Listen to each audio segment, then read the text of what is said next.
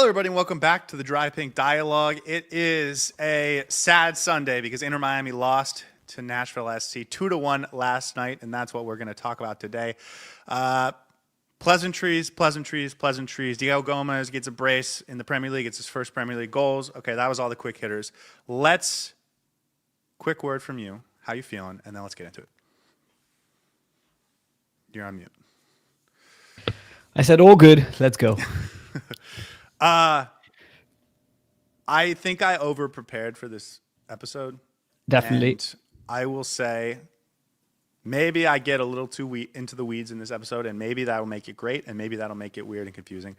We'll find out, but I'm just going to say from the beginning, I have prepared more and done more on last night's game than I have for any other game this year.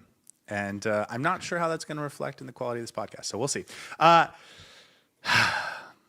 The lineup. Can I just preface something before you go on?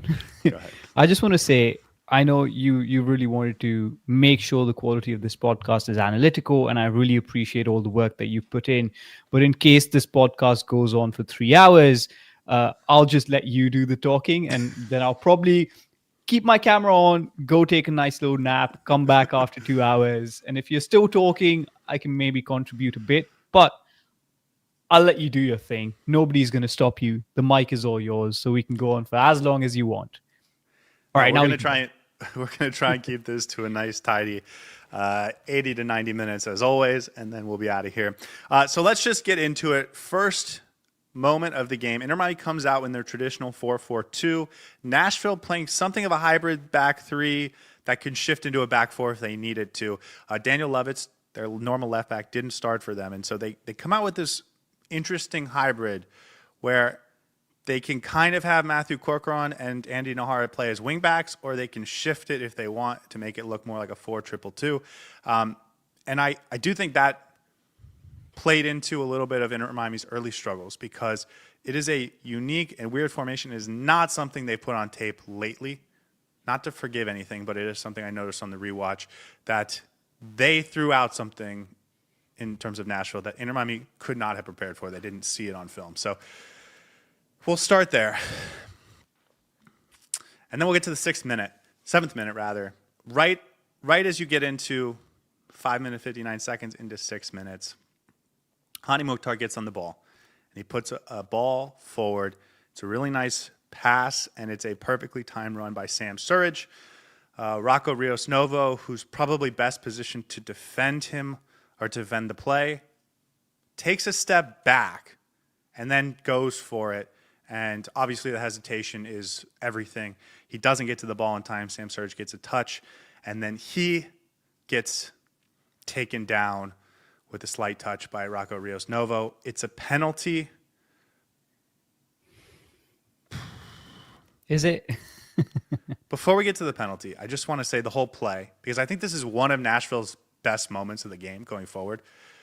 It's a beautiful ball by Hani Mukhtar, who comes back.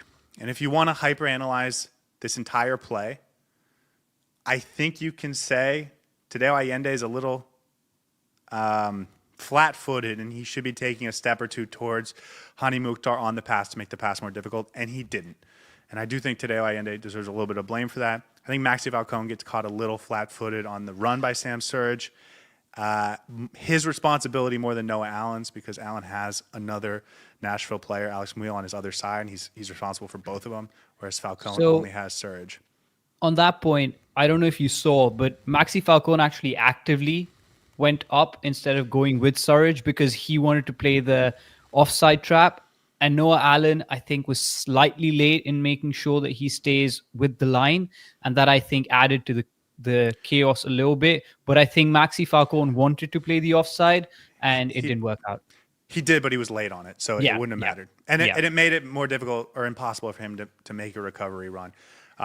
Certainly that's something he has to try and defend after the pass, not with the offside trap. But ultimately, the biggest culprit here is Rocco, who does not come off his line clean and effectively like he should have. It should have been a non-play. Speaking of the penalty, and let's just have this conversation quickly.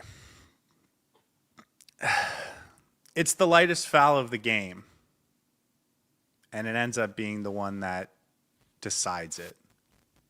What are your thoughts? If it was a moment that then culminated into the referee making certain decisions a certain way throughout the rest of the game, I would have been okay with it. At that moment, I thought it was very soft, but fine. The referee called it. VAR did not double check it. It's all right. Harsh and into Miami. But I will say, if it was the other way around, if Nashville had made that foul on Luis Suarez, for instance, I would have liked to have that foul be called. So understandable, but I think the way that the game was refereed, it was the one inconsistent moment that stood out. And to me, that was the harsh thing. Honestly, changes the nature of the game for the rest of the 82 minutes. And that's probably why I felt harsh done by it. But it was a good run by Surridge. It was a good ball by Hani Mukhtar. Rocco Rios Novo should have done better, but it could have been called either ways. And I was more disappointed with how the rest of the game was refereed compared to that particular moment. You know what it is? It's one of those moments where it's like enough things went wrong from your team that you let it be decided by the referee. Like it's close enough to be decided by the referee, and you shouldn't put yourself in that position. And so I think it is probably a penalty. It just does stand out as an outlier compared to how the rest of the game was refereed. So I'm okay with it. I think if that's a penalty, so is the Tadeo Allende one. But completely agree. I think it's okay. Sam Surridge, 9th minute. He goes right. Rocco goes left. If you're facing them, Rocco goes the opposite direction. Luis Suarez does put his hand up, telling him which way to go, and you mentioned this on the raw reaction. But I think it was too late for Rocco to actually obviously make his decision based on that. This is the worst thing that could have happened for Miami. Inter Miami was on the ball for about 80 seconds prior to going down 1-0. Again, it's at minute 5 minutes 59 seconds, maybe right as it gets into the 6th minute, or minute 6, is when you get the foul. So there has been no chance for Inter Miami to establish what they want to do. They've had no opportunity to get themselves in the game. I don't think Lionel Messi has touched the ball. He certainly hasn't actually had an opportunity to get on the ball. And all of a sudden you're down 1-0. The crowd gets into it. It's rainy. Nashville has belief again. And so when you factor all of this in, it really is a game-changing moment. And by the time you come out of that moment, you've already changed your game plan without even seeing what happens with what you designed out of the gate. As soon as that goal goes in, Inter Miami switches it up. Busquets goes to the back line, and they end up with a midfield pivot of Rodrigo de Paul and Baltasar Rodriguez. I did not think that was particularly effective, and we can talk about that. But I did note the minute 12th minute, 44th second is when Messi gets on the ball and has a chance to actually make a play. So it took Inter Miami 13 minutes to get Lionel Messi on the ball with a chance to have an impact. So it is like indicative of a game starting in the absolute worst way. You have no chance to establish the rhythm that you want, to establish a foothold into the game, to establish the positioning you want, to get your best players a couple touches so they feel good and as a part of it. And you're down 1-0 in the rain and the crowd's going and the other team feels confident. It's like it is as bad of a start as Inter Miami could get without really doing anything terribly wrong. Like it wasn't like they were playing horrible for 14 minutes. It was like the game started and then 14 minutes went by and it was a blink of an eye and it was 1 goal down and everything was against you. So tough start. Worst case scenario. This is exactly what we wanted to avoid. You're away from home, playing in a very difficult away environment. By the way, I don't think Nashville has lost a single game back-to-back at their home ground this season. The last game they lost was against Inter Miami, and if they would have lost this game, that would have been 2 back-to-back for the first time this entire season. So this is a fortress. They call it Castle Geodis Park, as some may have heard on commentary. So it is a difficult environment to go to and get a victory. Worst case scenario for Inter Miami to start this game. I think the penalty changed the nature of how Inter Miami wanted to play. Of course, you could see that Nashville came out all guns blazing. They were a lot more aggressive. Their pressing structure was a lot more cohesive. They were trying to pin Inter Miami out in one area. But before we could even figure it out, the penalty situation happened. You go down 1-0, and then you're not just making tactical changes on the fly. You're now making tactical changes to recover from a 1-0 scoreline. So that adds to the pressure. I don't think putting Busquets back in the back line was the correct move, even though we did the exact same thing on deadline day and it worked in our favor. But we can talk a little bit more about it when we discuss the tactics themselves. But I think the general state of the game was very, I don't want to say unfair, but anything that could have gone wrong did go wrong for Inter Miami. Even though I agree with you, we weren't playing bad. We weren't kicking ourselves in the foot. It was just the penalty happened. You had to adjust to Nashville's game style, and a lot of the bad things compounded together in one perfect storm for us. Yeah, and as Cynical Tube says in the chat, we didn't look that bad. I think maybe that's how I would describe the first 15 minutes. It was like, man, everything seems to be going wrong, and Inter Miami hasn't actually found their way into this game yet. And all of a sudden, it's like, it's tough. Okay, I'm just going to say this now about the refereeing, and maybe we'll have this for the last time. Clearly, from the 7th minute on, it was very difficult to get a foul called against you. He was not calling any ticky-tack fouls. And my impression of the first half was, from that moment on, basically everything good Nashville did came off of a moment that you would probably expect a foul call if you're Inter Miami. And I'm not saying the ref did it unfairly because he called it both ways, I believe. But Nashville was able to take advantage of that in a way that made them look better in the first half than I think they actually performed. Best examples, or one of the examples, 17th minute, there was a questionable no call on Palacios. I think this is when we try and push the ball forward to Suarez, and Palacios kind of just like shoves him to the side and then just takes the ball, puts it across to Walker Zimmerman, who heads it down for Alex Muil, and he fires off a shot. And then Maxi Falcon gets a foot on it, and it kind of hits the top crossbar and goes over. But it was like, in a normal game, that whole sequence wouldn't have happened because Palacios would have been called for a foul. And Inter Miami would have been able to move their entire team up the field, start play off a set piece in a healthy situation. And because Inter Miami wasn't getting any of those calls, and neither was Nashville, like, again, I'm not complaining. I'm just saying that's how the referee was doing it. Nashville was able to create some opportunities I don't think they otherwise would have. Can I just summarize that in one line? The way the game was refereed worked in the favor of how Nashville likes to play the game and worked against how Inter Miami likes to play the game. It broke Inter Miami's rhythm, did not allow us to get on the ball as much as we wanted. The passing was constantly off and on because you would get fouls, or it was just clunky and physical and aggressive. And that's okay. But I think it favored the style that Nashville wanted to play. They came out all guns blazing.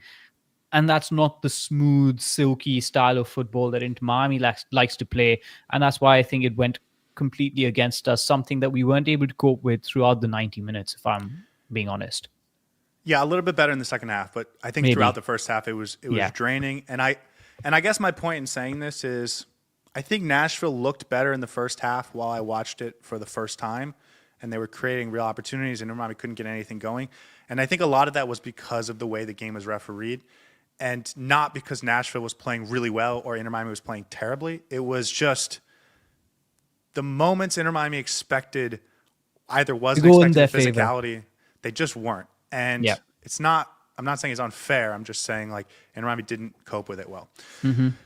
19th minute, Rodrigo de Paul has a nice touch to bypass Tag Seth, and then he puts a through ball into Suarez. This is Inter Miami's first half chance of the game, and Suarez hits the post. I will be honest, I think he's offsides.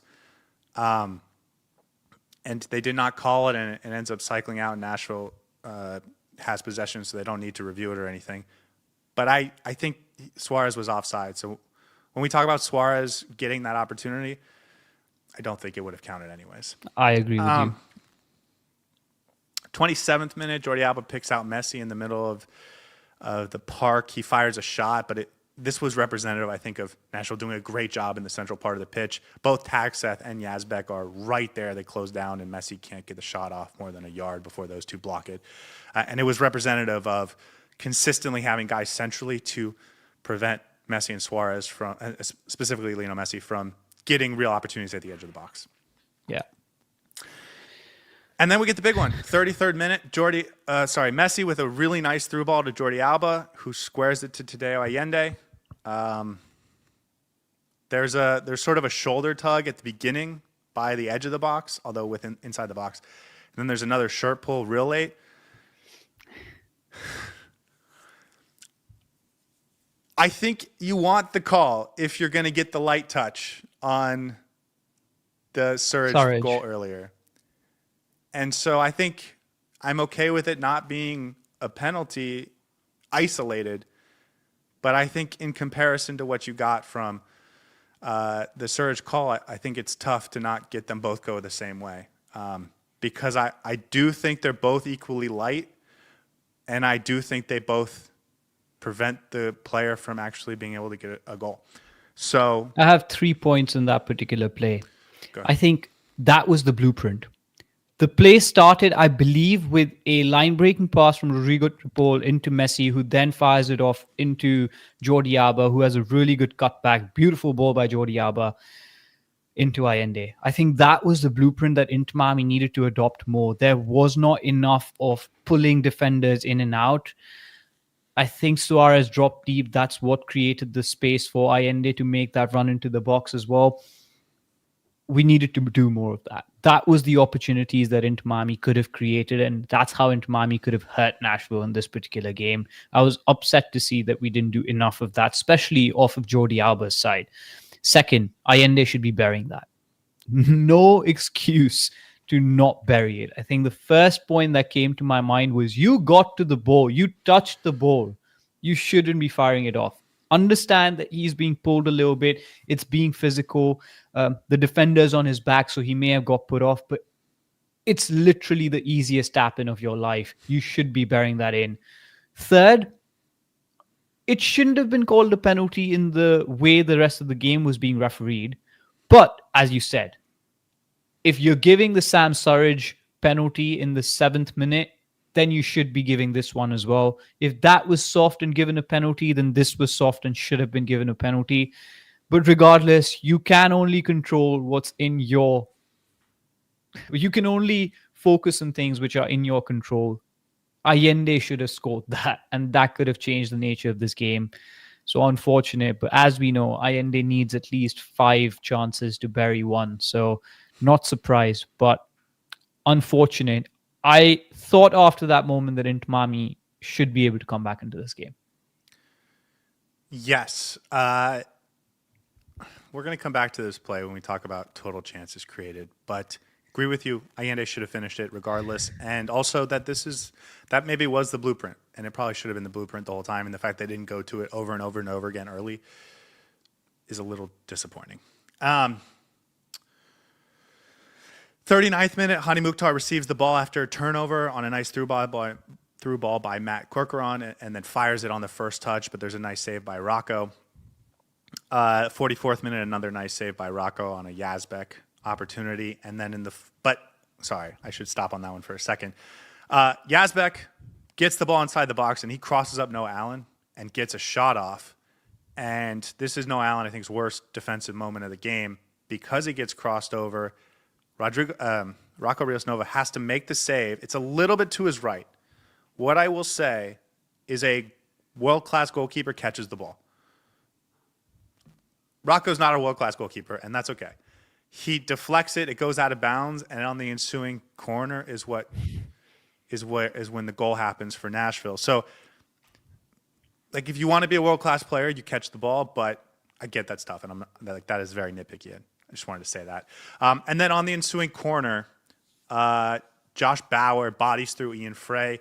There's a slight deflection, not that this is related to Bauer and Frey, but there's a slight deflection, I believe, from Sergio Busquets, which puts off everyone in that first cycle, which is why the ball is allowed to hit the ground in sort of free space. For Ian Frey, he has to do better there. I watched this play way too many times. Josh Bauer's running into him, and he looks like he's falling. Here, he is falling. And Ian Frey kind of puts his hands up to make this motion like I didn't tackle him, like I'm innocent type of thing. And by doing that, he lost leverage. And then Bauer was able to push through and then be there for the goal. So that's tough because you got to be better than that, or you got to be stronger than that. And you've already been given a penalty. You don't want to go down 2-0. You don't want to give an off-ball penalty. Like I get it, but you still have to make the play. So he got wrong-sided, so I think he allowed Bauer to actually get in front of him, which shouldn't have happened in the first place. And I think you can be critical of Ian Frey on this particular play. He should have done better there, but yes. But I think the reason he lost leverage is because he puts his hands up to say I didn't tackle him, and that's like the decisive moment. And that's not an excuse. I'm just saying like that's what happened. And then that's it for the first half. Inter Miami goes down 2-0, and I think we're all not happy at the time, but I rewatched this game and I thought to myself, like,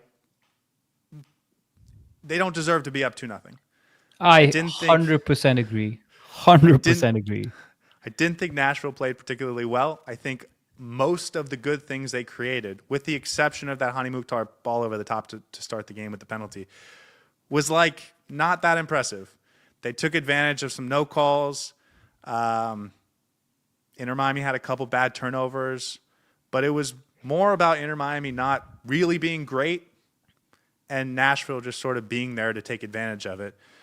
Maybe one goal better, but certainly not two. And like the reason I think this game was the way it was because of Inter Miami's attack, not because of their defense.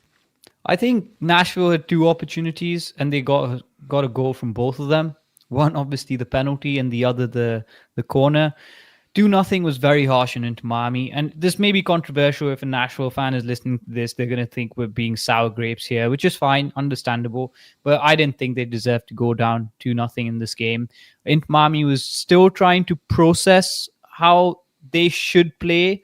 And it was just unfortunate that right before halftime, where you can make some tactical adjustments, you just end up giving up another goal, which now makes your mountain a lot steeper to climb. They didn't help themselves. Inter Miami obviously had their fallacies, but we weren't playing awful football. We weren't giving the ball away constantly. It was just a very aggressive, physical game and a dirty game, let's be honest. It was a very dirty game, and it was hard for Inter Miami to find a rhythm. And Nashville capitalized on that. That's my assessment of the first half. And to be clear, I don't want to make it sound like Inter Miami played really well. No. I just didn't think Nashville played particularly well either. Yeah. Okay.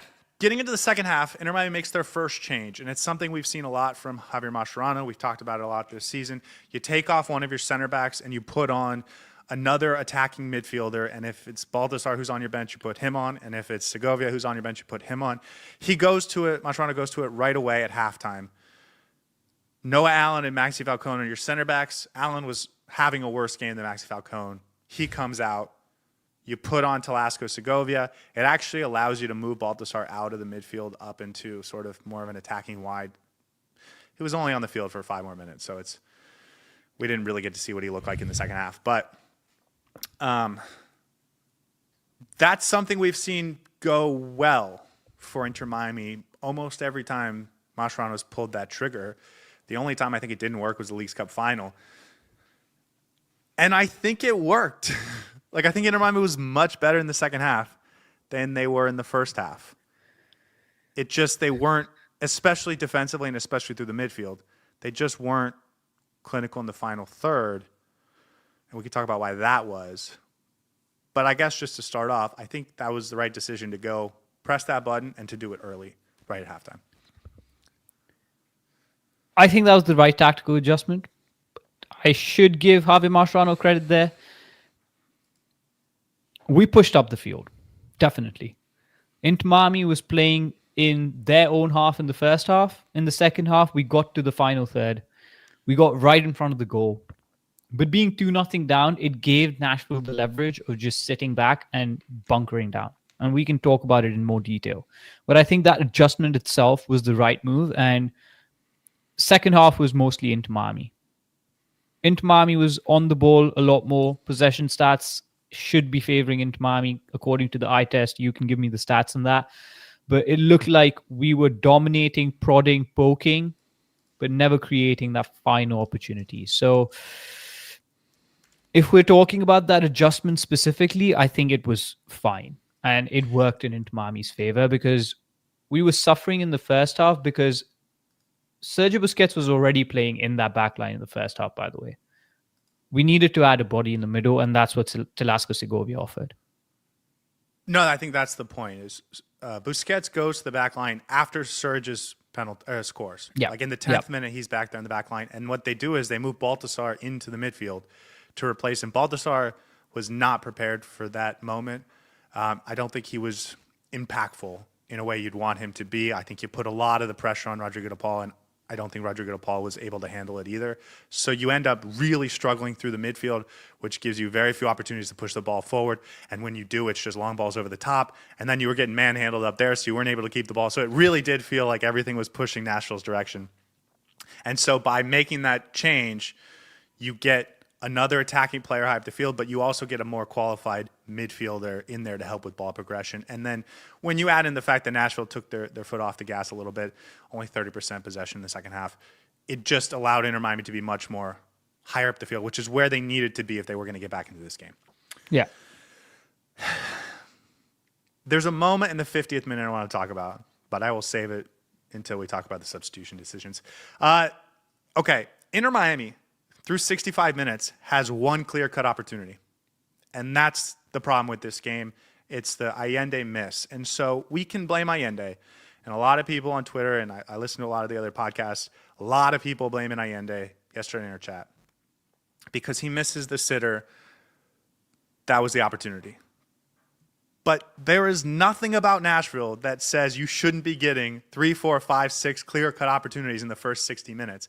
And so you can blame Allende all you want, but the team failed by only creating one opportunity in the first 65 minutes. Their second opportunity comes in the 66th minute.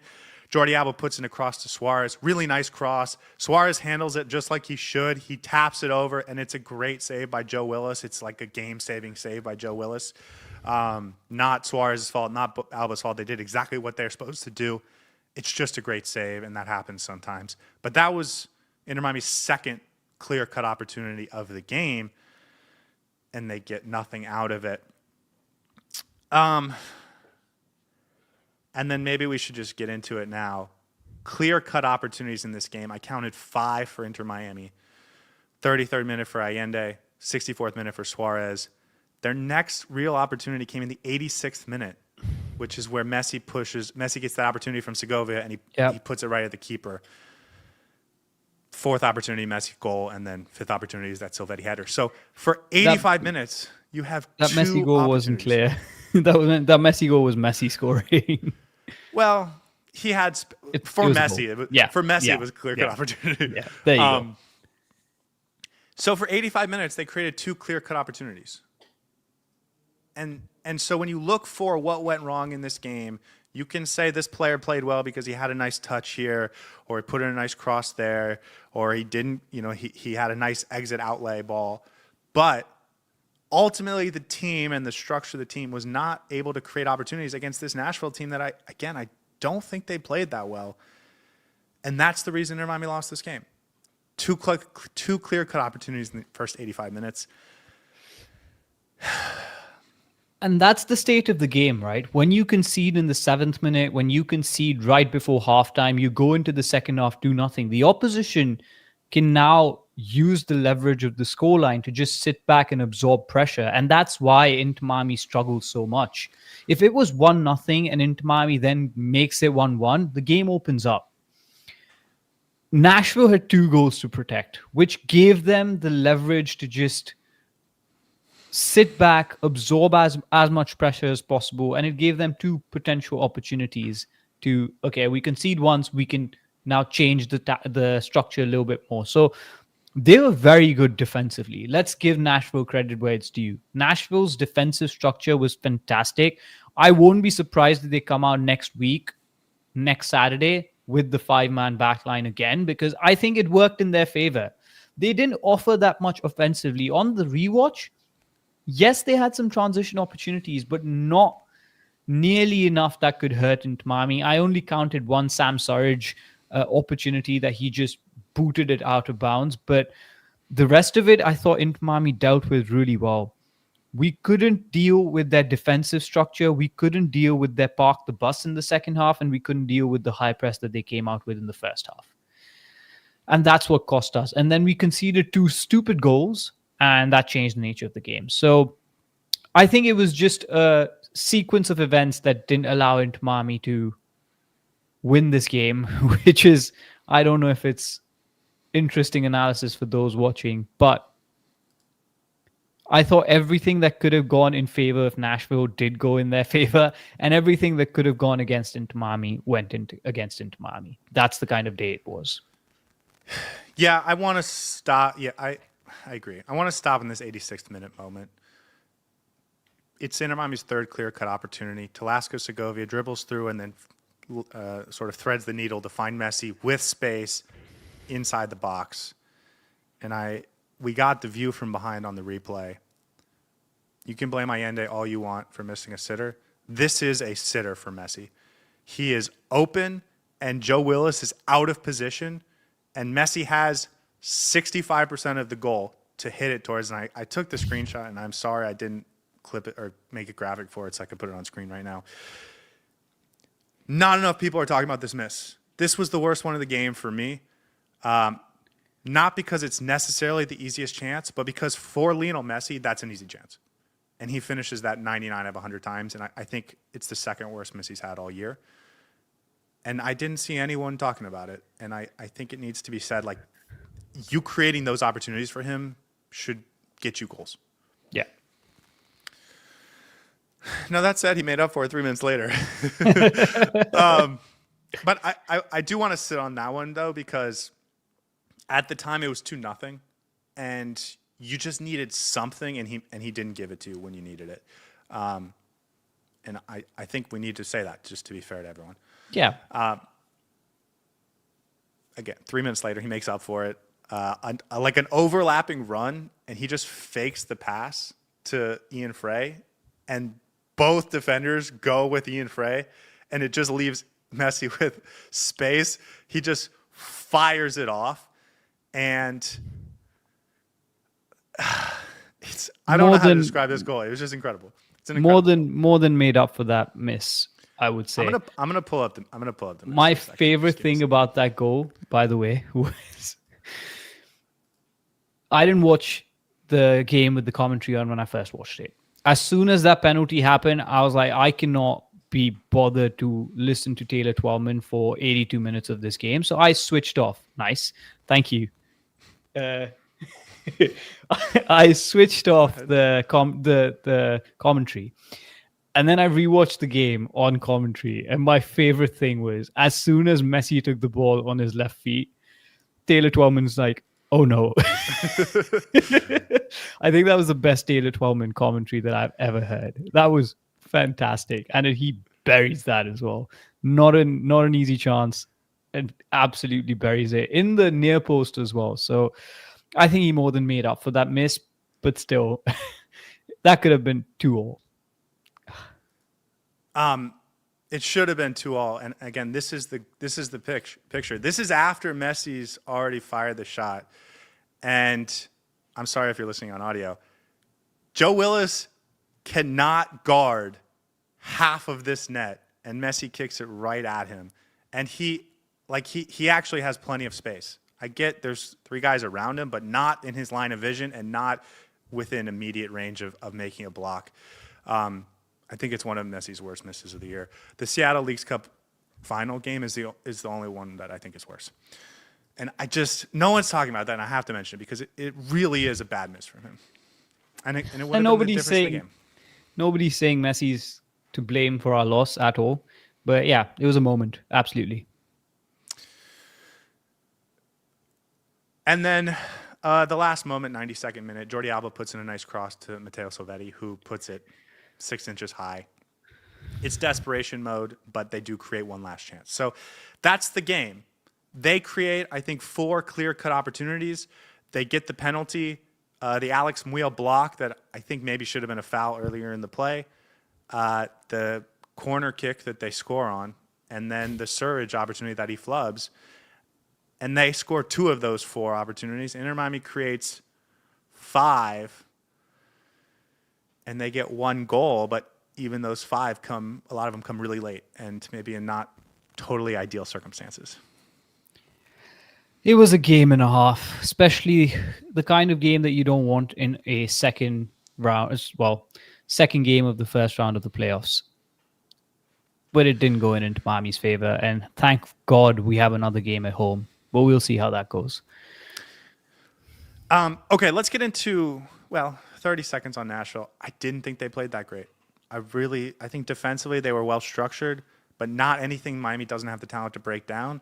And going forward, I thought Hani Mukhtar was good and everyone else was kind of bang average. Yazbek played above his normal, what you'd expect from him, but Surridge was really bad, and I didn't think they were particularly dangerous.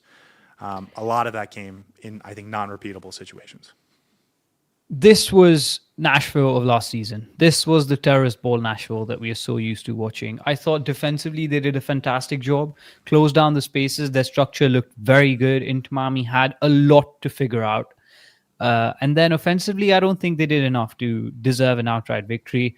Of course, Taylor Twellman will go out and say that Nashville could be 3-0 up in this game. But listen, Nashville did what they were supposed to do, and they got the result, and congratulations to them.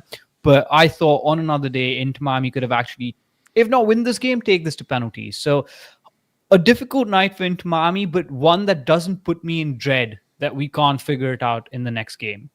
I think if we lose that game next Saturday, it's going to have to be Inter Miami playing really poor football. I'm still confident Miami gets through, even after this game yesterday evening. Okay, let's get to some of the tactics, because I think there was a lot of things that I noticed. And listen, again, to keep you here for the entire podcast and not make this 3 hours, I will run through them relatively quickly. We don't have to spend a ton of time on each, but the pressing trigger from Nashville, I thought, was really effective, especially early in the game. And they saw Busquets go to the back line, and that didn't affect what they were doing. They wanted the ball to go back to Rocco, and then they angled it so that the ball then went to Noah Allen. And they picked him out as the weak point in this back line. And they were right. I think Noah Allen had some poor moments. I also think the guys that are supposed to be there to help bail him out were not there to bail him out, and I think they deserve blame for that too. But Nashville came out, and I thought the press really disoriented Inter Miami early, and it's what prevented Messi from getting into the game. It's what prevented Suarez and Tadeo Allende from getting into the game in comfortable situations instead of just long balls over the top. And it prevented our midfield from getting high up the field and being sort of real factors in Nashville's half. Here's my observation of that, and feel free to correct me or agree or disagree with me. First point that I noticed, Nashville comes out with the press. We get pinned out in one area of the pitch. Javier Mascherano decides to make a very immediate change as soon as we concede that penalty, with Sergio Busquets dropping in the back line. Correct? We saw Nashville push Inter Miami into a corner, with Noah Allen obviously being the pressing trigger. But what I didn't like about the way Sergio Busquets, Maxi Falcon, and Noah Allen were lined up was the distance between the three of them was too wide. And often at times, Sergio Busquets was actually playing on one side or the other. He wasn't playing central, which is what baffled me a little bit, at least for large parts of the first half. Inter Miami found it very difficult to progress the ball from the first phase to the second phase being into the midfield where Rodrigo de Paul is. Rodrigo de Paul was the only player in the midfield. That was not by design, by the way. That's not how it was meant to happen. But when the game was happening in the first 45 minutes, Rodrigo de Paul was the only player in the midfield, which made the number of options limited for someone like Allen or even Sergio Busquets to move the ball into the midfield. And that Can I for me stop was you the just biggest for a issue. second? Just to clarify, Baltasar Rodriguez was also in the midfield. Exactly. But I get your point that Rodrigo de Paul was the only person in the midfield. Like I get what you're doing there, but I just want to be clear that it wasn't only de Paul, but and it was we only haven't de Paul. talked about the midfield itself, so that's why I don't want to jump the gun in the conversation, and maybe we can We'll get there transition next. into that. Yeah. But my point is that Nashville pressured us into one area of the pitch. There weren't enough options for someone like Noah Allen or Sergio Busquets to play out, and it almost felt like Inter Miami was just playing in their own triangles in their own half. And I thought Sergio Busquets could have been a little bit more closer to the center, maybe offer a little bit more opportunity, but he knows best. And Nashville did disturb us in the way that they were set up with that press. No doubt. And the thing is, field position matters here. If you have this game played sort of at the edge of Nashville's half or in Nashville's half, that back pass goes to Busquets in the middle. But when you're playing deep in your own half, the back pass has to go all the way to Rocco. Yeah. And then Busquets flanks out to receive the ball, but that was their trigger. Sam Surge would go to Busquets, block off that pass, and then go towards Rocco to force Rocco to go the other direction, which is where Noah Allen ends up with the ball multiple times. He is in dangerous situations. He tries to make long balls happen that are, even if they don't come off, are going to take the ball out of danger. He doesn't complete many of them. A couple of them, like I think they fall into the category of the player receiving it is fouled and it just becomes a turnover, but that's normally a foul. And like Allende and Suarez trying to do hold-up play were getting bullied off in ways that would normally be called fouls. And so not to take the blame off Noah Allen, I think the other thing that does take some of the blame off Noah Allen is the three players responsible for helping him out, Baltasar Rodriguez, Jordi Alba, and Rodrigo de Paul, did not do a good job of making themselves available. And Jordi Alba was the person that I was going to come to next. Where was he? I didn't notice him at all in trying to help with the build-up of the play. Maybe I didn't pay enough attention because I was diverted towards the midfield itself. But I thought there was more to Noah Allen being poor than him actually not having the available players to play out from the back. It was well done from Nashville, honestly. They had their idea of how they wanted to push into Miami into a corner, and there were a couple of opportunities where we were able to bypass and get the ball into Rodrigo de Paul, who then got it into Messi, and it looked really good, but they were few and far between. But also, yes, Rodrigo de Paul had some nice moments, but also his responsibility is to make sure you create way more of those moments. He's not supposed to be the guy that's receiving those long balls. He's supposed to be the guy making it easy to get the ball forward. And I think he was absent in that responsibility. And then when you talk about Baltasar, who's also in this particular setup, also responsible for doing that, he was absent. And I'm going to be a little bit less critical on Baltasar because we didn't see him do that all year. I remember specifically saying, I believe it was the Atlanta game, we saw it for like 10 minutes. And I was like, is this a thing now? Are we expecting this for next year's Baltasar? Can he be a midfielder? And it was only 10 minutes, and you were like, I don't think so. And we didn't make a big deal out of it. But then we saw it in a playoff game in game 2 for almost an entire half, and it was not good. And so those two, as we transition to the midfield throughout the first half, I thought really played poorly, with a couple exceptions from RDP of like nice moments, that you get a dysfunctional game because Inter Miami's dysfunctional in the midfield, and they're putting way too much pressure on the back line, and they're not giving their front guys any real opportunities to make plays. And that's because of the midfield. That's poor midfield play. I think the biggest issue here was as soon as you took off Busquets out from that midfield and you tried to put Baltasar in, I think that was suicide. The one change I would have made was actually take out Baltasar, put Segovia in immediately. Because if you're trying to... Or let it run for 20 minutes. Yeah. Like they let it run for 20 minutes. They let it run for 5 minutes. Yeah. The problem was as soon as you took Busquets out, you automatically have 2 versus 3 in the midfield from the start of the game, by the way, right? They have 3 players in the midfield in Corcoran, Tazbek, and Seth and Yazbek. All three of them. I do that all the Tazbek is time. one player. Tazbek is one player. Let's just assume that. But you had numerical inferiority from the start, which you were able to nullify by your quality. But then you take away Sergio Busquets. You only have Rodrigo de Paul. That's just 1 versus 3. It's so much for Rodrigo de Paul to do. Your tactical adjustment to that is to ask Baltazar Rodriguez to come in and be that second option for Rodrigo de Paul to play through. But I don't think that's Baltazar's. That's not his traits. That's not And his quality.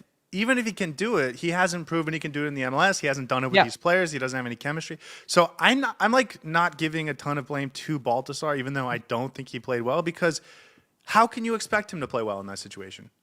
You can't. And by doing maybe that, the answer is not automatically- Segovia. Maybe it's Bright. Like, there's options. Exactly. But- And that's what I was going to come to, right? You are constantly losing the midfield battle. Over the course of the 3 games that we played against Nashville, you're in danger of losing the midfield battle. I think the first 2 games, first game, we lost the midfield battle in the first half, changed it in the second half. Second game, we destroyed them with the quality. Third game was the first time that Inter Miami outright lost the midfield battle. I would much rather, if Baltasar Rodriguez is injured, have someone like Yannick Bright be in the middle, allow Sergio Busquets to play more high up so that we can create those opportunities and progress the ball through the midfield into the final third, rather than push Sergio Busquets back in the middle and then have a 2-man midfield.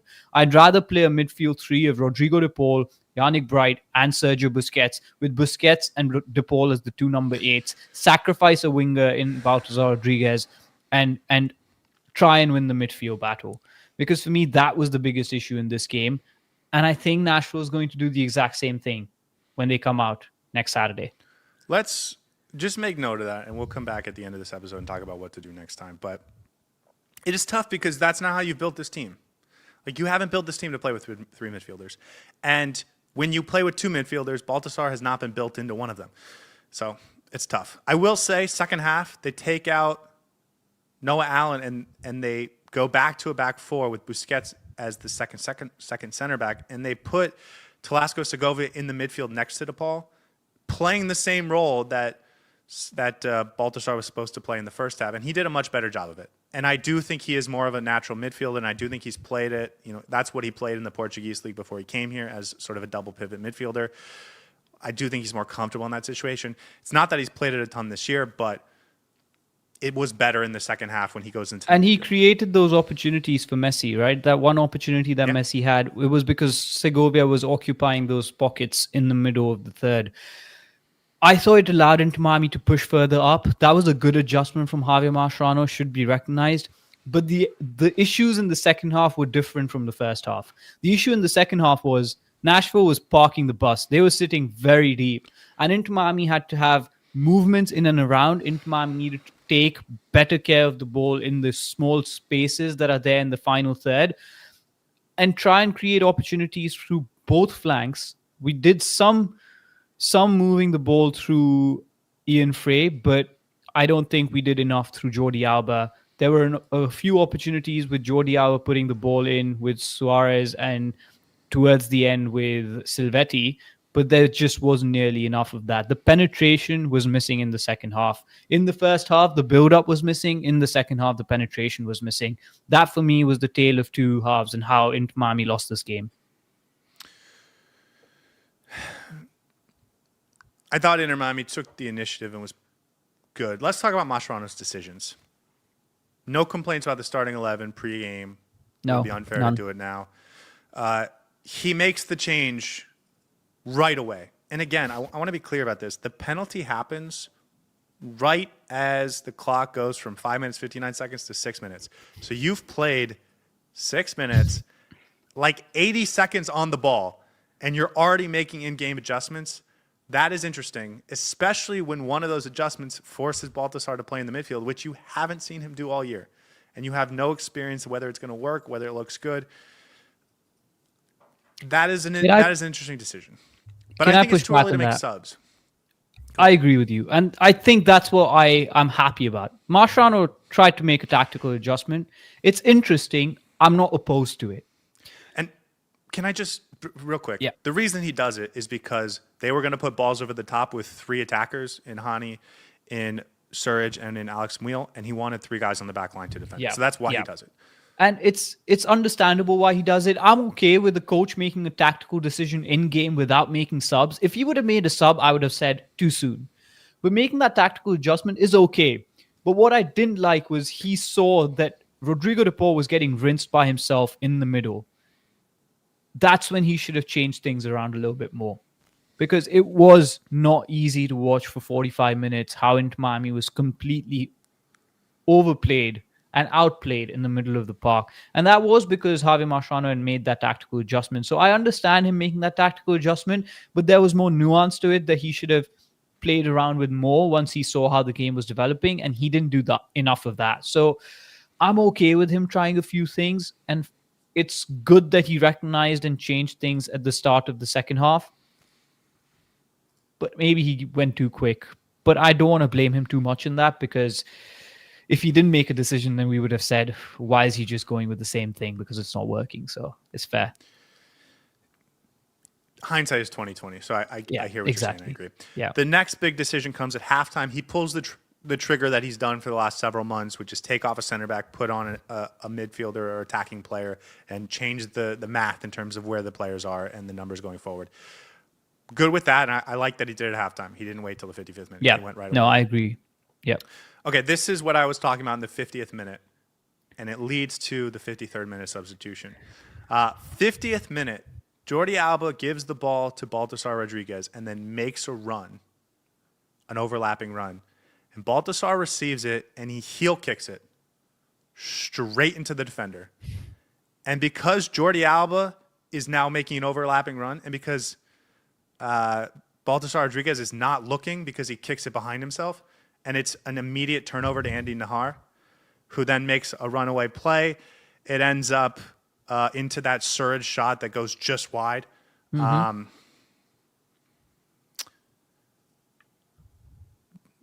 I don't think Baltasar was hurt. I think Mascherano watched that play 6 feet in front of him and said, I can't have this anymore.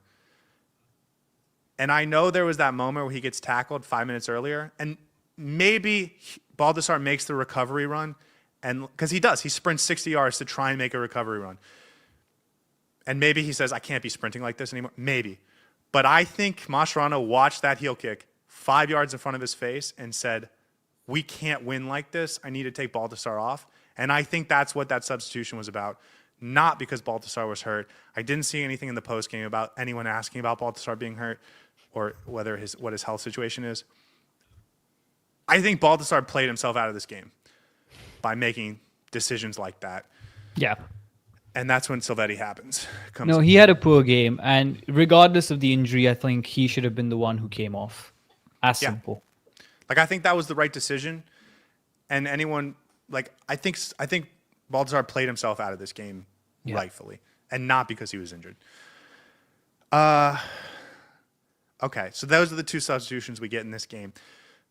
I think when Silvetti and Segovia on by the 53rd minute, I think Inter Miami starts to build a little bit of momentum.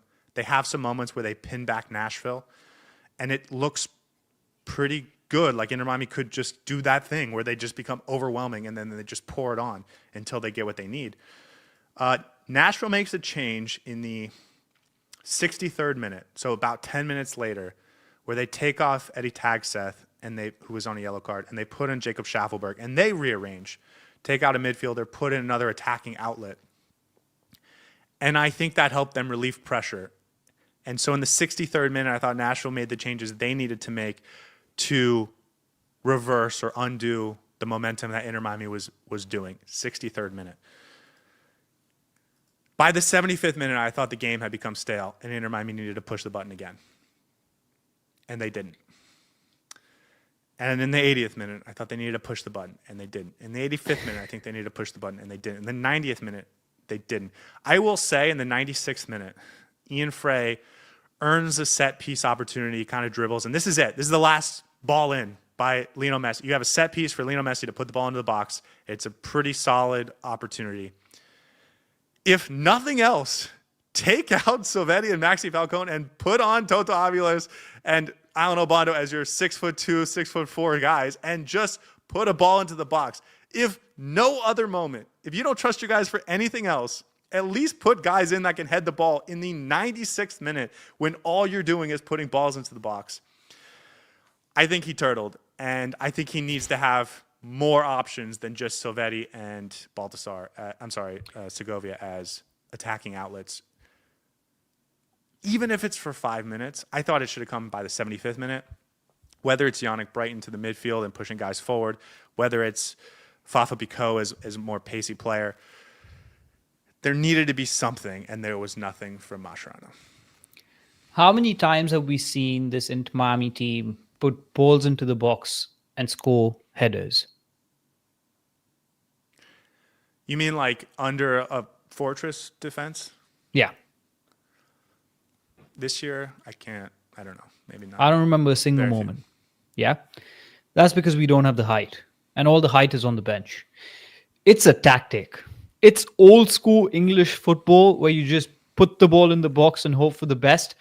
What that does is you may not have balls going into the back of the net just through headers, but you can maybe head the ball down into the floor, it scrambles around, and somebody just kicks it into the net. There's opportunities that create through that. You know what else Alan Obando is at 6'4"? He's physical. You know what Toto Aviles is? He's physical. And so it's not just the height on a header, but even on a second ball, having the physicality to body off a guy. Like, and you know what it is? Even if it's like, so I think in the 92nd minute or somewhere, we had a free kick that Messi took on the right-hand side of the pitch, I believe. Maybe it was slightly earlier. But that's when I would actually put a couple of really tall boys into the box. Because think about this. That's not just an opportunity to put new players in that can head the ball. That's when you send your goalkeeper forward. It's the last kick of the game. By the way, your goalkeeper's 5'10". He's not scoring a header. No, I understand. But my point is, it's pure desperation. You put everyone forward. Empty the bench. Here's the thing, right? If you lose the game, you're already losing. It doesn't matter. Aggregate doesn't matter here. You're already 2-1 down. The worst that's going to happen is, it's fine. It's going to end the game anyways. Yeah. So just Hail Mary it. And I think that's something that Javier Mascherano maybe still needs to learn as a coach, that there are moments in the game where you just all or nothing.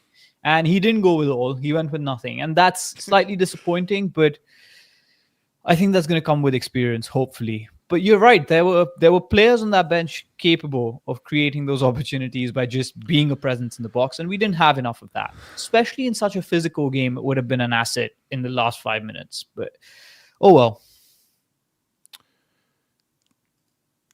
That is a young coach, and I think he needs to learn from that, but I can understand. It just, and again, it's like, do I think Alan Obando is going to come in off the bench for the first time in 6 months and get the game-tying goal?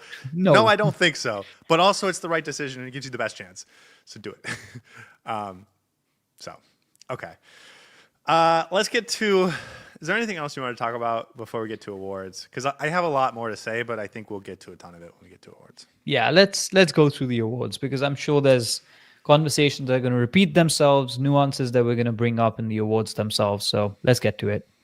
Okay, guys, for those that haven't watched our show before, 6 awards after every game, a Heron of the Match, a Heron that flew north, and 2 individual awards each. And because I'm a gentleman, I will let you go first, Saur. Who was the Heron of the Match? For me, I think it was fairly clear. Maxi Falcon. I thought he was a standout performer in that backline. I know some people will disagree and cry about Inter Miami conceding 2 goals and the defense being weak or whatever. I thought Maxi Falcon was phenomenal. Second half, he was everywhere. Nashville did not catch us even once on the transition. There was one opportunity that Sam Surridge had where he was through on goal, should have buried it and finished the game off, but we got lucky there. But for the rest of it, Maxi Falcon had a couple of really good blocks in front of goal. He had few recovery runs. He was basically playing as the sole defender because Sergio Busquets was the one who was the ball-playing defender in this case, who I also thought had a good game. But Maxi Falcon, for me, was outstanding yesterday. And for that reason, I want to give him the Heron of the Match award, even though Inter Miami lost this game by 2-1. Maxi Falcon, 3 clearances, 5 interceptions, a tackle, and he blocks the Alex Muil shot that probably would have been a goal if it wasn't for him. I think you can maybe make a case for Sergio Busquets in this role, but those 2 were head and shoulders above everyone else, and I would also give it to Maxi Falcon.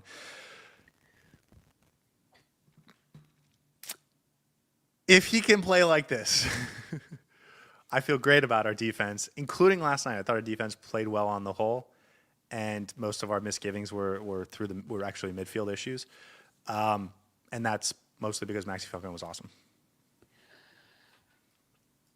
He's been the most consistent player in the playoffs, barring Messi. As simple. I think he's been at a very consistent high level this entire playoff series so far. 2 games, been really good.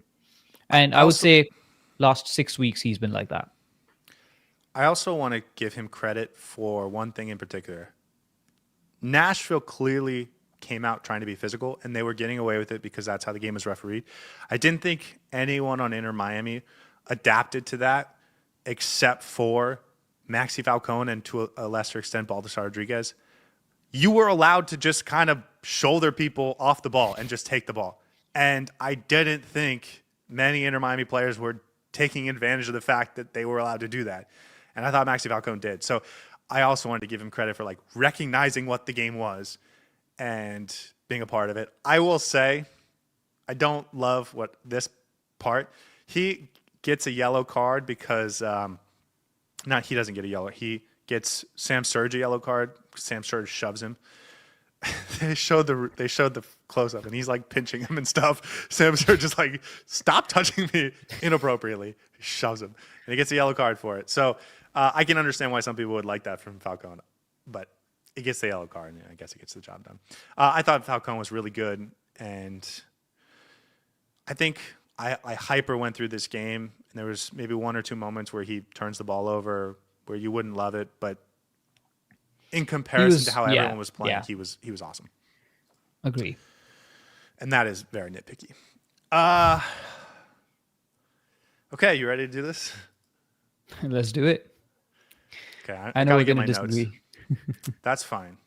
But let me go through this. So basically what I did today, I woke up, I started watching the game, and I decided I'm going to take this really seriously, and I had my morning caffeine, and I spent about 2 hours on the first half, taking notes, rewatching every little moment, and then I went to the gym, and I listened to some of the podcasts, and I did some stuff, and I came back and spent another 2 hours on the second half. And I don't normally do that, to be clear. This was like a very special Lies. occasion. Scotty has nothing else to do on the weekend but think about Inter Miami, and that's all he does. Well, certainly this one was over the top. But I want everyone to realize I came prepared. I took a lot of notes. And so however you feel about the game last night, you are not going to change my mind on what happened. And I'm going with Rodrigo de Paul as the Heron that flew north. Here's what I will say.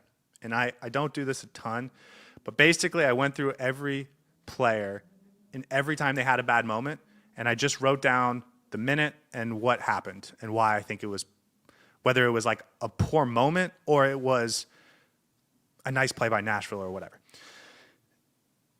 And I did that for Messi, I did it for Suarez, I did it for Alba, and I think Rodrigo de Paul has 2.5 times as many poor moments as any other player. And that doesn't mean he didn't have some nice moments. I mentioned the tag Seth touch. He has a nice through ball to Suarez at one point. He may have been involved in that moment where Messi puts the through ball into Alba and it creates the Allende opportunity. Here's what I will say. He also had some nice exit outlays. So I want to be clear. It's not that everything he did was awful.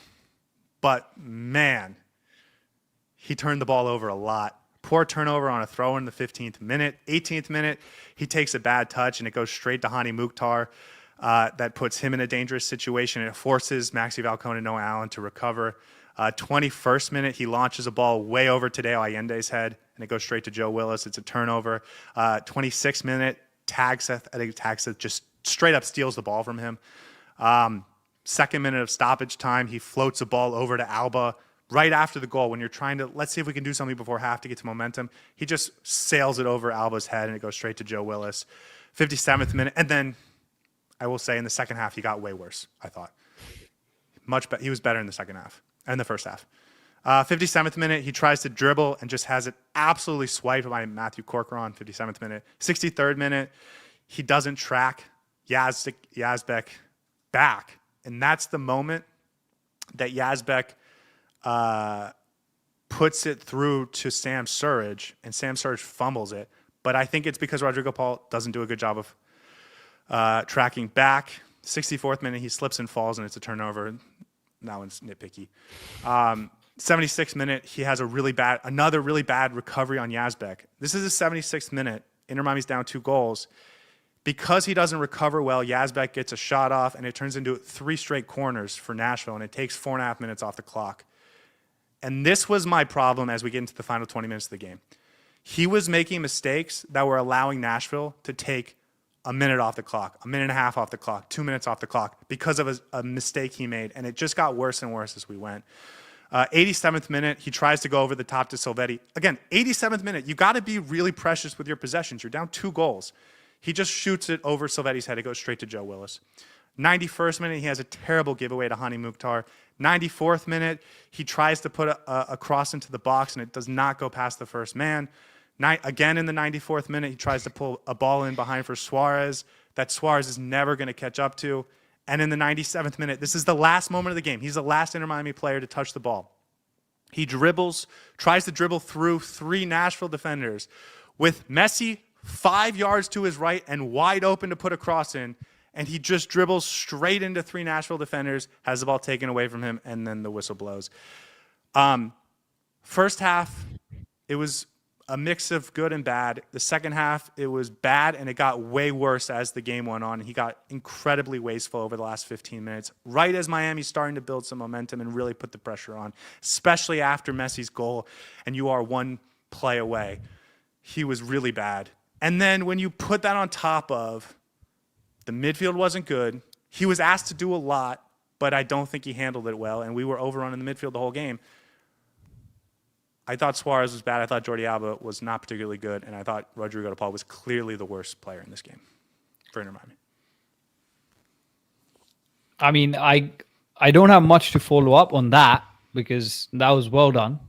You brought the moments and the points, and I think 8 out of 10, I would agree with you, absolutely. I just want to change the sequence of the rationale and see what you think. First of all, I agree Rodrigo de Paul was one of the poorer performances yesterday. I don't think I would have given it to him because, in my opinion, there was somebody who was worse. But let's talk about Rodrigo de Paul. Understandable why you would give it to him. First half, as we talked about, when Sergio Busquets moves into the back line, Rodrigo de Paul becomes an island in the middle of the pitch by himself. That compounds everything that he's trying to do. He has the sole responsibility then to take on 3 midfielders of Nashville, defend, cover a lot of ground, and progress the ball forward. He did okay, in my opinion. When I watched the game, you pointed it out. There were moments where it was like, yeah, he got brushed off by Tagseth in the second half. There was like moments you're like, oh, this is the basics that you should be doing right. And I thought that was right to be called out on. But I also think there was some moments where he had some good line-breaking passes. His turn was really good. His body positioning was good. And he was doing as much as possible without having a second partner, even though Baltazar Rodriguez was in there.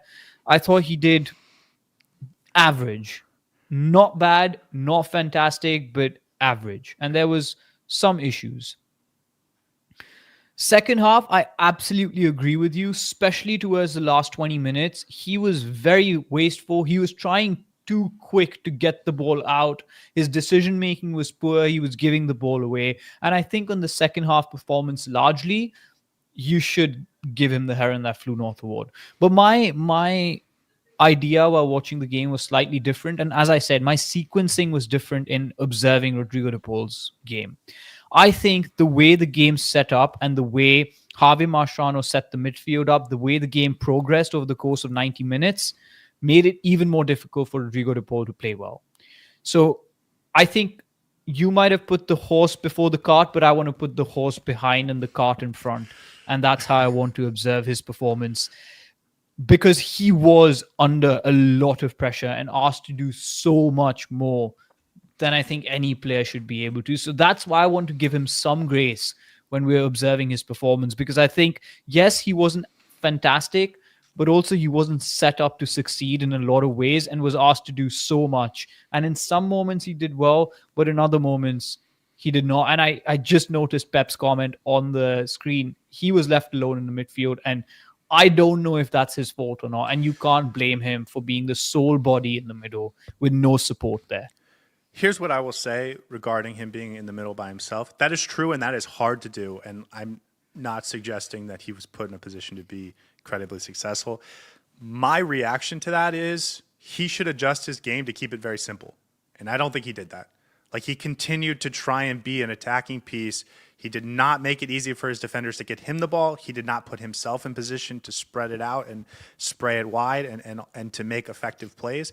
He was trying to continue to play like this ultra high level, as if he continued to have a high level defensive midfielder next to him.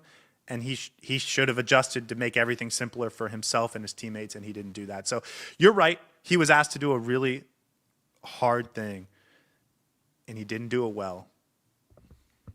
So you can give him grace for that. That's fine. Like, I don't have a problem with that. I will also add, and maybe we've had this conversation before, we'll have it again. Is Rodrigo de Paul supposed to be like these other four guys or not? Because I think you would expect Busquets to handle it.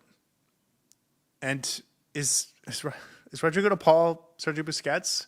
Or is he like a souped up version of Yannick Bright? Like, I guess he feels closer to the Yannick Bright. And if that's the case, then you're right. You can't put him in that position. But he's being paid like he's Sergio Busquets. And he cost like he was Sergio Busquets. And by the way, he's giving playing time like he's Sergio Busquets. Like, he's not droppable. He's being treated like he's that good. So I agree with your point. He was asked to do something that was very difficult. Granted. Okay.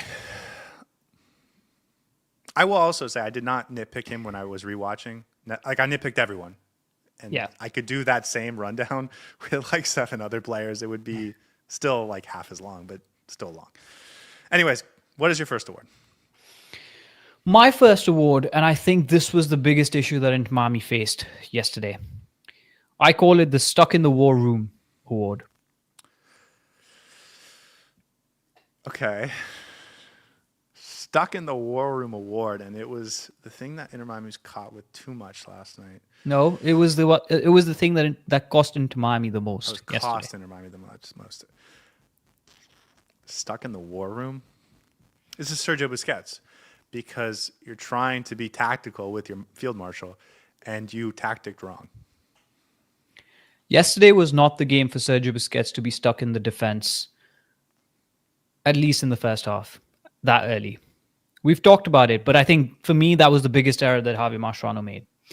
Yesterday, with Nashville's clear tactics to outnumber Inter Miami in the midfield with the 3-man of the Tag Beck and Corcoran, the 3 midfielders, and I think this just moves on from the conversation of Rodrigo de Paul. You take away Busquets, who I think would have absolutely run the show in the middle if he was slightly higher up. It would have been perfect. You pushed him back too early. You took away a man in the middle. And I think you took away Inter Miami's ability to penetrate the low block that Nashville then went with. When the scoreline is 2-0, when you want to break down a low block, the one player, aside from Messi, who is capable of doing that is Sergio Busquets. And in that instance, you don't want him stuck in the war room. You want him fighting on the front line with your soldiers. And I think that was a big issue that Inter Miami faced yesterday. I understand putting Sergio Busquets and Maxi Falcon as the 2 defenders, but you could have pushed Sergio Busquets up and Maxi Falcon as the sole defender to clean up. You could have put in Yannick Bright as the second defender and pushed Sergio Busquets up. But I think yesterday, what I'm trying to get at is Sergio Busquets would have been better served pushing forward and being involved in the attack than sitting deep and trying to make plays from deep. I think Javier Mascherano saw that it worked in the first game on decision day against Nashville, and he tried to replicate that. But yesterday was a different game.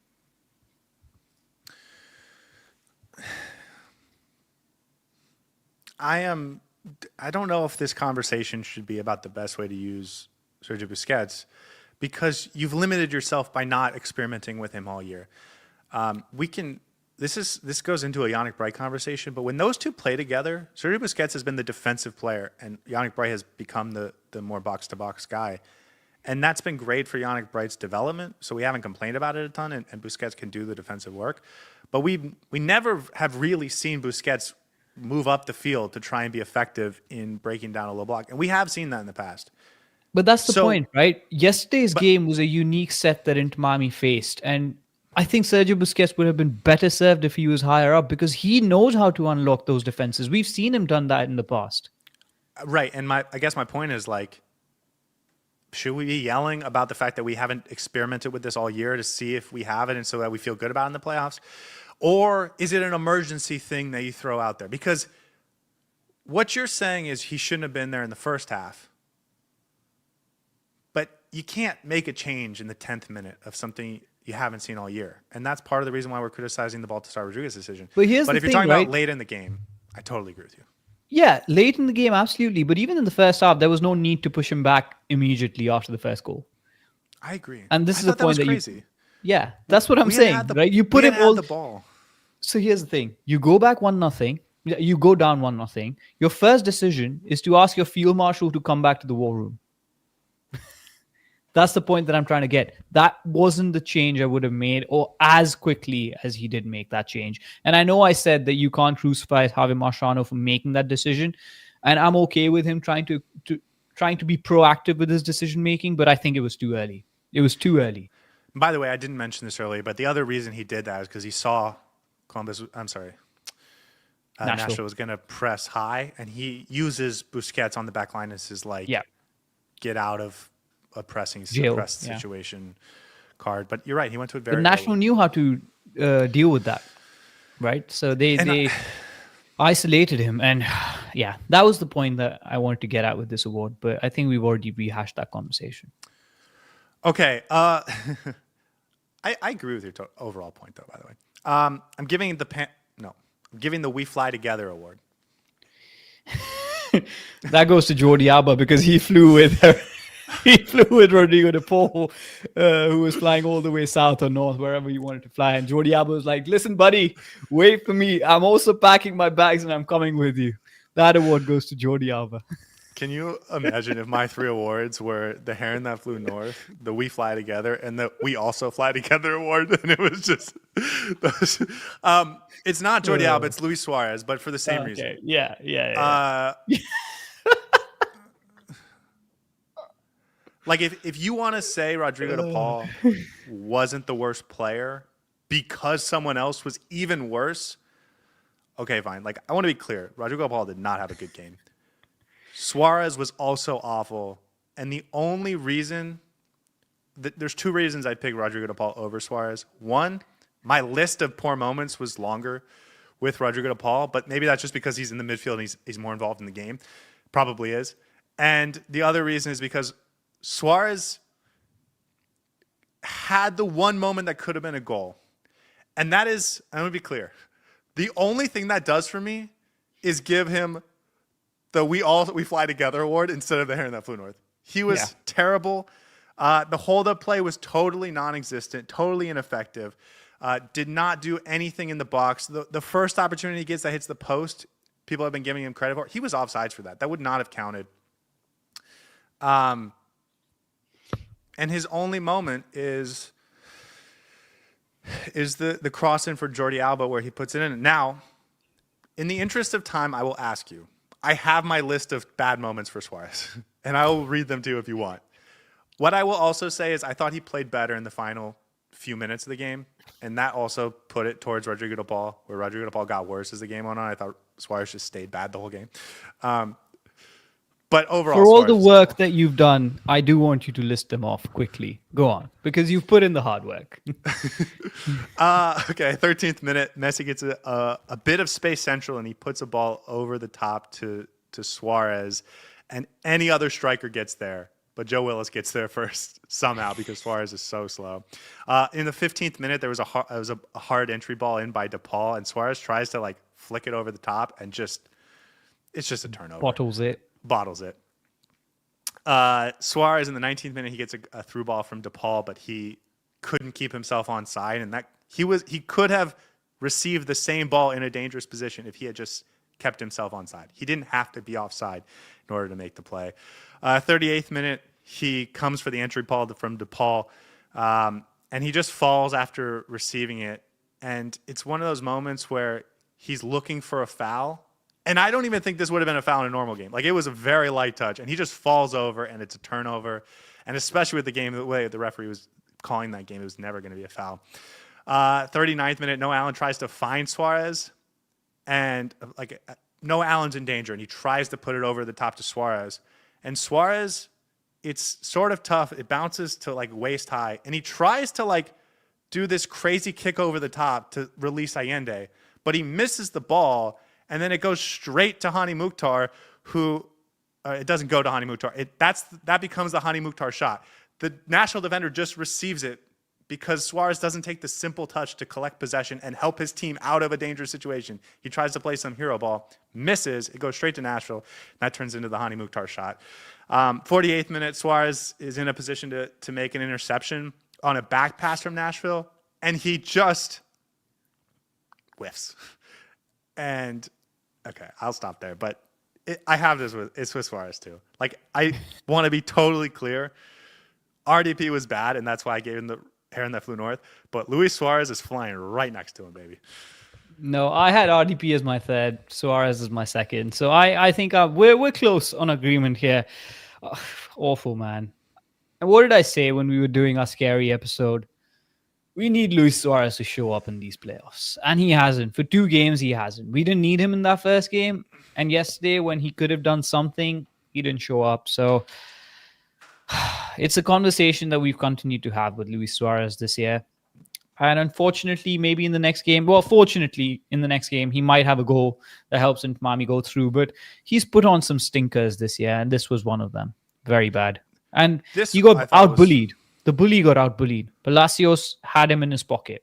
As simple. Yeah, and he has a nasty moment where he like back kicks Andy Nahar. Yeah, like, it was the worst of Luis Suarez. And I get a lot of people tell me I'm too defensive of Luis Suarez. I want to be clear. Really bad in this game. One of his worst games of the season. Okay, what is your second award? My second and final award is the Dressed for the Occasion award. Ooh, Dressed for the Occasion. I'll give you a hint. What's the occasion? The occasion is clinching the playoff spot. Think more broadly, festive. It's Halloween. He dressed for the occasion, and he put on his wig, and it's Maxi Falcon. I think it's Telasco Segovia, because you've gone positive with your awards, and I thought Segovia had the 3rd best game out of anyone. No. Do you want me to tell you, or do you want another try? I want you to tell me. Dressed for the occasion, it was Halloween, and somebody showed up in a ghost costume because they decided to ghost the entire game. This could be 2 players now that I think about it, but for this particular occasion, I have gone with Baltazar Rodriguez. Awful. I think the worst he's been in an Inter Miami kit this year. Yesterday, we've complimented him over the last 6 weeks for finally contributing off the ball, having good defensive work, having positional discipline that he didn't have at the start of his Inter Miami tenure. And he's grown into the game. But yesterday, he made life difficult for Rodrigo de Paul. I didn't even notice him in the game. I didn't even know where he was on the pitch. He was that anonymous. I think the first touch that he had was a giveaway in like the 22nd or the 23rd minute. It was bad. It was a poor performance, and I wouldn't be surprised if he got taken off because of his performance rather than an injury. And I would have actually made that sub and bring in Telasco Segovia than take Noah Allen off, by the way. I think I would have kept Sergio Busquets as that 3-man backline so that he could push forward when he needed to and come back when he needed to. And I would have taken Baltazar Rodriguez and put on Telasco Segovia. So for me, I think that was bad.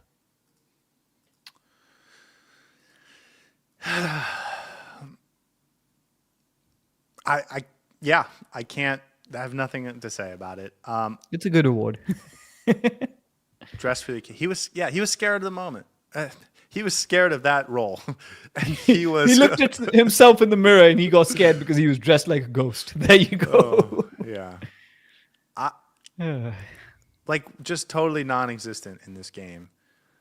He got pulled. I'm sorry. He got pulled because he was not just ineffective, but he was trying to be silky smooth in a moment where that's not you, dude. And we need to be like clinical and effective here.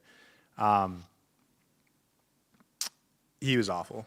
And I am going to defend him because there's one other player that needs to be talked about in a negative way before Baltasar Rodriguez, and he's not getting my next award, so we messed that one up. But it was bad, dude. It was bad. Who would Just have been the non-existent. other person that you would have given the award to? Because I think my other dress for the occasion award could have gone to that guy who you're thinking about. Maybe. Jordi Alba. Yeah.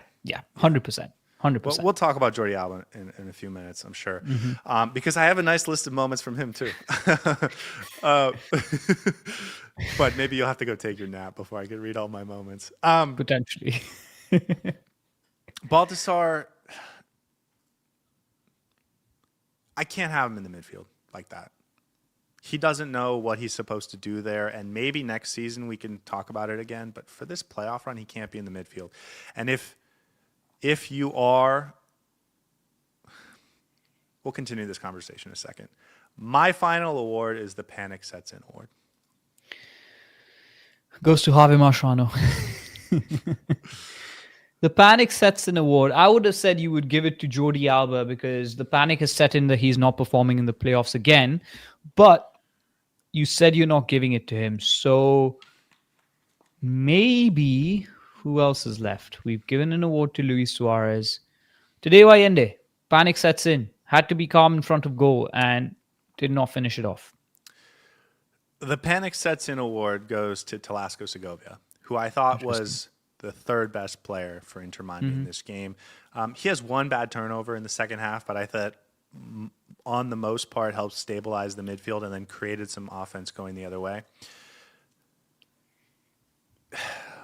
I would have been convinced we were going to run that same 11 for the next, but almost for the whole playoffs. And I'm wondering if the panic's going to set in and we make a change for this player. And specifically, and that's why we can come back to this Baltasar conversation. If your plan is to, like in the back of your mind, if you're Javier Mascherano and you're thinking, okay, if this goes a certain way, I'm going to pull the trigger and put Baltasar in the midfield. And I'm going to put Busquets in the back line. If that's in your mind, you can't start Baltasar because he can't do the midfield role, or he's not prepared to do the midfield role right now. So then it has to be Talasco Segovia. So going into game 3 or moving forward, if that's one of your go-to moves as Javier Mascherano, I think you have to start Talasco over Baltasar because he gives you the flexibility to do that effectively. Which is, I think, goes to my which is like my next point. Don't do that move in the 10th minute if the ramifications of doing it are having to put Baltasar in the midfield. Okay, now I'm comfortable finishing the Baltasar conversation. We can talk about Talasco, but they were related, so I wanted to do that. No, I think the awards flow well, so that's fine. I think that's an important conversation to have. Listen, you go in with your first game plan. The first game plan is to have Baltasar Rodriguez out wide. So I wouldn't be surprised if he's starting the next game against Nashville as well. And your first game plan shouldn't be contingent on how your second game plan doesn't work. Because you would only want to rely on your second game plan if things are really going south, which they did yesterday evening. I would have waited a little longer until the 45 minutes to see how the game is progressing, what needs to be figured out before putting Sergio Busquets in the back line and bringing Baltasar Rodriguez in the middle. And then, as I said, the change that I would have made at the 45-minute mark would have been take Baltasar off and put Talasco Segovia in the middle, push Busquets as the splitting central defender rather than the two-man central defender. And that's how I would have played. I hear what you're saying. That's not what Mascherano does, though. So, like Mascherano's move is take off a center back, put in an attacking player. Like, that's his move. And so I hear what you're saying, that you would have done that, and I would have done that first too. But man, it's tough. because we have to like work within the confines of what Mascherano's given us this year, and he hasn't shown a ton of tactical flexibility and willingness to experiment with things and all this other stuff. So What I will say is on to Lasker Segovia, he's looked so good since he's been doing that bench role. I think he's come on every single time and he's put in a very impactful performance. So he can keep his head high up. I thought he was responsible for creating a lot of good opportunities. I don't know if I change things for the next game, and I don't know if I'll pull the trigger and if the panic sets in already. I'm not sure. Not for me. But he should have been the one in the middle and not Baltasar Rodriguez from that first half itself, if that was what Javier Mascherano wanted to do. Which goes to the point, do you make a change or do you actually start Telasco from the front? Interesting conundrum. One that we can maybe experiment over the next week. And this is the idea of the award. The panic sets in. Yeah. Do you make changes because you're worried? Do you let the panic induce changes, or do you trust the guys that you have decided are your guys? And I think that's the interesting conversation, because if I was Mascherano, if I was Mascherano, I think I would go back to Baltasar, because he's the guy I've decided over the course of the last 6 weeks is my guy and gives me the best chance to win. I think you have to stick with him. But do you think they're going to panic at all and see Telasco played well and Baltasar didn't, and make a change in a do or die game? Like, that feels like a panic move to me, but also you can see why you could convince yourself it's the right thing to do. Yeah, no, I see. That's what happens when you lose a game, man. That's what happens. Questions start to pop up and you're like, what do we do now? But anyways. It's also this unique situation in the first round where you can lose a game and still move forward. Right? Yeah. Here's the thing. The next game we lose, we're not going to hyper-diagnose it. We're just going to be disappointed and move on with our lives. And we're going to talk about the offseason. So this is like the moment to have these ultra panicky, hyper-focused, overanalyzed type decisions, because this is the one opportunity you're going to get to lose and still have a chance to redeem yourself. Yep. Okay, just getting to some other players. I think we have to talk about Jordi Alba. For me, the heron that flew north.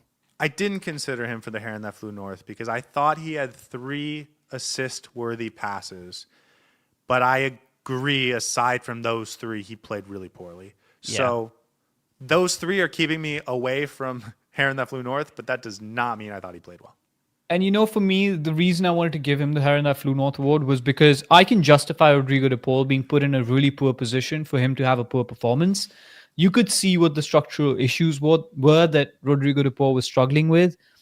With Jordi Alba, he's just performed really poorly in these last 2 games, which is, again, very similar to what happened last year in the playoffs, where he was having a great run and then he ends up just flopping in the playoffs. And I'm worried that he doesn't find form in the next game and we get knocked out. He is our star. He needs to contribute. And he could have got 2 assists, 3 assists yesterday, and that would have completely changed the narrative. But he still had, for the course of 85 minutes, a very poor performance, especially in that second half where you wanted him to get on the ball more, make the right decisions more. He was being crowded out, but he wasn't even finding the right pass, was not able to get out. And it was just not an easy watch for Jordi Alba. And I thought he really struggled yesterday. He needs to find his mojo next game. Otherwise, we're doomed. We're really going to struggle if he can't find his rhythm next game. And him improving in the last 10 weeks of the season, because I think he was allowed to go play more aggressive. Like, I think the coaching held him back for the first half of the season. But in the last third of the season, when he started to really groove, that's when Inter Miami started to really groove as well. And so if he goes to not playing effectively, and by the way, I will just say earlier in the season, Mascherano's fix to what he saw in the first 5 minutes, the balls over the top, the 3-man offense, the pressing high, would have been to just keep Jordi Alba back and to keep Ian Frey back and keep their back four defensive. He's grown so much that he knows he's got to continue to let Jordi Alba fly, and that's why he puts Busquets back there. Jordi Alba has to reward him. And there were 3 assist-worthy passes that could have changed the entire narrative. But because they didn't get made, we look at the other 87 minutes, and the other 87 minutes weren't good. And I have my list for him too, and I won't read it out, but, He didn't escape criticism. Yeah. And this could be his last game, by the way. This next one, yeah. Damn. I'm not That ready for makes me that. sad. I'm not ready for that conversation. I know. Okay. Other players, Noah Allen, we talked about it a little bit. I think it's totally fair to criticize his performance. I think maybe some other players should have been helping him out, and those guys were given awards for the wrong reasons. But that doesn't mean Noah Allen played well. He gets turned up by Yazbek on the ball, the shot that turns into the corner, which turns into the second goal for Nashville. Certainly, if you're taking out a center back, it should have been him and not Maxi Falcon. So I think it's fair to criticize him. Ian Frey, I thought was really poor in the second half and really good really poor in the first half and pretty good in the second half. And yesterday, I think right after the game, we were coming off the second half, and I felt maybe like I was biased by what I saw from him late in the game. Rewatching the game, he did not have a good first half.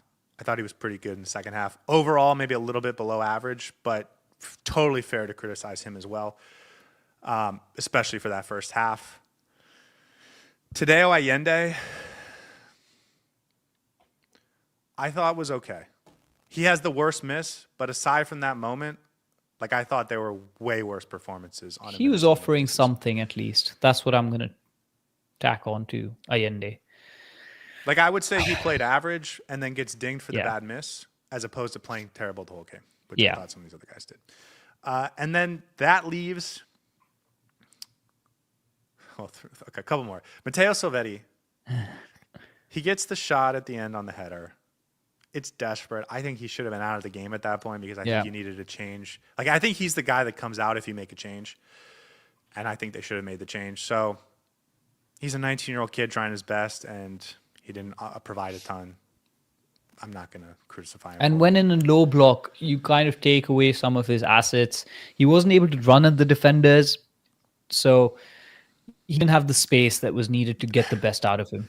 The other thing is there was a couple balls over the top, 2 from Jordi Alba, and I think 1 from De Paul, where they go to him over the top and they just overshoot it. And so he doesn't actually have a chance to get on the ball in a dangerous spot. So he may have been more effective, but I would say largely silent, except for the shot in the 92nd minute.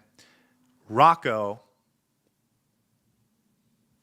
he's most responsible for that first goal. Like he doesn't play it well.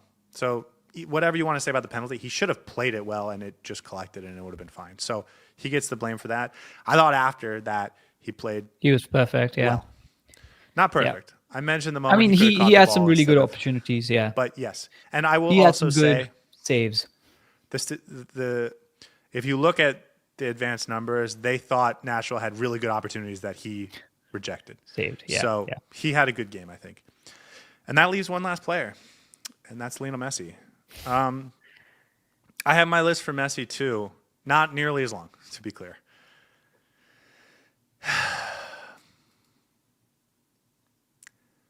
I think the difference in him having a whatever game and him having a great game is that 86-minute opportunity. And I really wanted to sit on it for a minute because I think that was the opportunity for Inter Miami to end the game to end the series last night.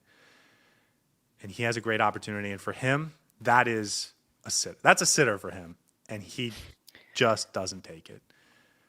And so aside from that, I thought he was fine, and he gets a goal, so maybe even better than fine, like a really nice goal, so even bump him up a little bit. But that 86-minute miss is the one that sits with me with his performance. So I think he'll be fine. I think my critique of his performance will come next week, depending on what happens next week. Fair. That's all I'm going to say. Okay. This is a long episode. I think we should spend another 10 minutes on this last topic or 5 minutes on this last topic. And this may be the longest episode post-game we've ever done. How are you feeling? I'm comfortable. Because I'm comfortable too. I think we'll be okay. Yeah, I think we should be okay. Nashville's a good team. They've done really well to get up until this point. But again, it's different from the Atlanta series. It doesn't feel the same. I know it's going to be squeaky bum time next week, especially if if Nashville gets ahead or gets a couple of opportunities. Inter Miami is obviously going to have to play out of their skin, cannot have another performance like this, and every single player needs to be brilliant, to say the least. But I think we're capable of beating them at home. And I'm going to go in predicting Inter Miami is going to make it to the next round. That's what I think.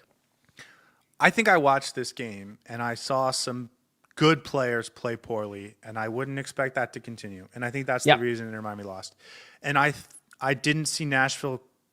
Like, I think if you're watching the game live, you see Nashville create some opportunities in the first half. I thought most of those opportunities came in moments that there should have been a foul called, and a different referee would have called a foul. And that entire moment wouldn't have existed if the referee had a normal whistle as opposed to a very harsh, hard whistle. And in the second half, there was some like moments you got nervous about in transition, but ultimately Inter Miami handled it well. And ultimately, Nashville gets blanked in the second half. So you look at the possession numbers, you look at the shots, you look at the big chances, you look at the XG, and you see a pretty even game that's on the road in which most of Inter Miami's players did not play well to their standard in the pouring rain. And I think Inter Miami should still feel comfortable going into the next game that they are the overwhelming favorite to win in advance. I think Inter Miami has to win the next game. As simple as that. And beyond that, I think we will have this conversation next week if it goes bad. But the only thing that I think is going to stop Inter Miami from going to the next round is Inter Miami, not Nashville. And that's my takeaway. And I didn't feel that way last year with Atlanta. I did feel like Brad Guzan was playing great, and they had the transition attack that was perfect against Miami's biggest weakness. This year, I think Miami's the only team that's stopping Miami in this round. So I still feel pretty confident, and I'm not going to go through this week with dread and thinking it's over and all that other stuff. I still think Inter Miami can go win this game. I think Inter Miami will go win this game. There will be anxiety because obviously deja vu, repeating what happened last year, but I think Inter Miami is in a good position still. Let's hope that's the case. Let's hope the referee doesn't screw us. Let's hope there's no unnecessary decisions going against us, and we can have a 90-minute game where Inter Miami can decide their own fate rather than anybody else. That's all that I ask for. If that happens and Inter Miami plays up to their standards, we beat this Nashville team 9 out of 10 times. In the last, I think, 10 games, we beat them 8 times, drew 2 times, and then now they've finally beaten us. But as we said, Inter Miami wouldn't have won 8 games in a row, but now they have a chance to win 4 games in a row. I'm going to say 4 more to a trophy. That's all. And, the last thing we talked about last night, was this team really going to win 8 games in a row? Or did they have to lose a game so that they could win a next 4 games in a row and take the whole thing? I think if Suarez and Alba play better, Messi will get the 2+ goal contributions that Inter Miami needs to win every game moving forward. And that's the recipe. It's been the recipe. Nothing changes. Don't panic. And I don't think Inter Miami fans should be worried. Or worried is the wrong word. I don't think they should be panicked. And the expectation is not for us to win the MLS Cup anyways. It's going to be really hard moving on from here. So if we lose next weekend, it's going to be doom and gloom for a week, but then we're going to be, sure. We'll see. We should be fine. Let's hope Inter Miami shows up, and that's about it. Last one, this is a question at the end. Jerry says, can you tell me what makes you think Miami can win the MLS this year? And the answer is Lionel Messi. Messi. Miami's not the favorites, but there's a chance. There's always a chance.